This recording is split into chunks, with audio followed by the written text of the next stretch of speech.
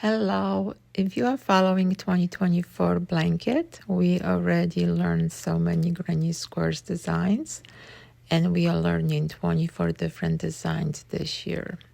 We are using 2 colors only and we are incorporating them into a larger blanket.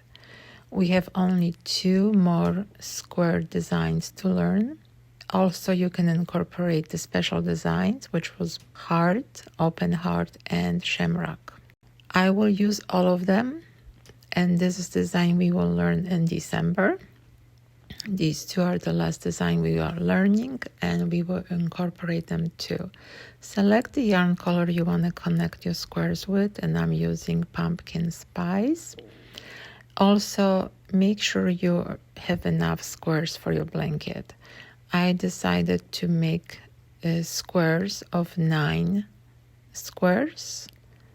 So I will need 9 for each one, and I will need 9 of the big squares.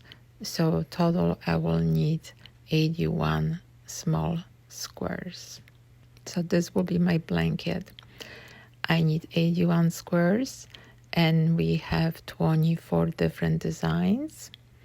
Also, we have extra designs, the special ones, and I will be using all of them with the exception of one color, granny square.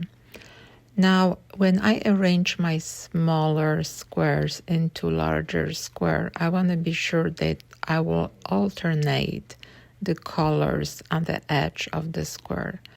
I believe this way the design will be more visible of each individual square as well. And once I connect all the squares into the larger one, that's how the square will look like. I hope you find this information helpful, and thank you for supporting handmade art.